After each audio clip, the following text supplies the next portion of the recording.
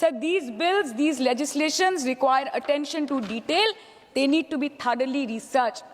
Sir हम करें भी तो करें क्या, जाए भी तो जाए कहाँ?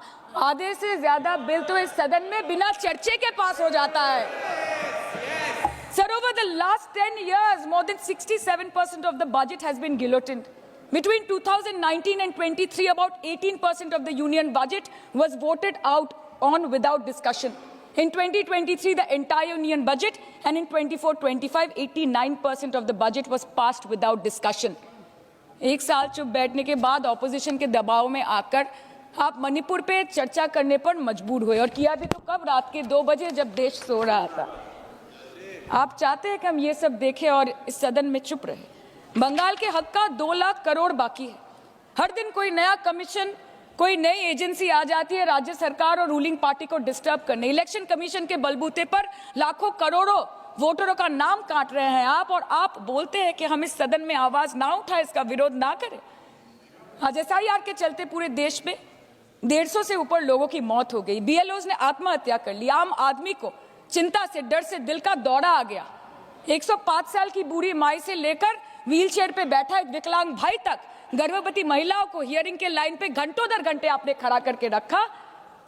मतदाताओं के पहचान को, इस देश के मतदाताओं के पहचान को, 100 साल से इस देश को अपना घर, इस धरती को अपनी मां समझने वाले हर धर्म, हर समुदाय के लोगों के आत्मसम्मान को दिन दहाड़े अपने पैरों तले कुचलने का काम किया है आपने, और आप कहते हैं कि हम विरोध ना करें और हम चुप बैठे।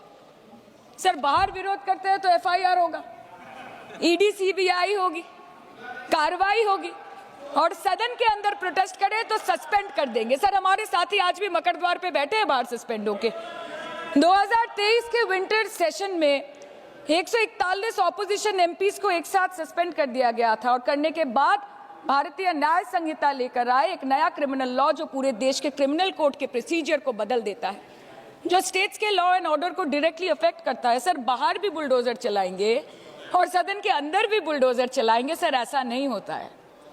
ये ताकत की बुलंदी भी पल भर का तमाशा है सर, कि ये ताकत की बुलंदी भी पल भर का तमाशा है। जिस डाल पे बैठे हैं वो टूट भी सकती है, जिस डाल पे बैठे हैं वो टूट भी सकती है। इसलिए ख्वाब जरूर देखिए, लेकिन ख्वाबों में घर बना के रहने की गलती मत कीजिएगा। सर, आज 303 से ज्यादा MP आपके हैं, 2000 से ऊपर MLA आपके हैं, 21 राज्य आपका है। हर डिबेट, हर डिस्कशन, हर बिल पे बोलने के लिए 70% वक्त आपको मिलता है। मीडिया आपका, सब उनका है। हम अपने लीडर का नाम एक से ज्यादा 2 बार बोले तो हम पे रोक लगाई जाती है, और ट्रेजरी बेंच वाले वहां बैठ के पार्टी का नारा लगाते हैं और अपने नेता मंत्रियों का नाम जपते हैं, तो तब सब ठीक है सर, कोई प्रॉब्लम नहीं है। सर, इस सदन का कैमरा, बहुत मेरे साथी बोल रहे थे कि कैमरा भी ये सब देख देख के कॉम्प्रोमाइज हो गया है। बोलते हमें दिखाता आप लोगों को है। माइक जब हमारी बातें खलने लगे तो माइक ऑटोमेटिकली ऑफ हो जाती है। सर, ये पता है सबको।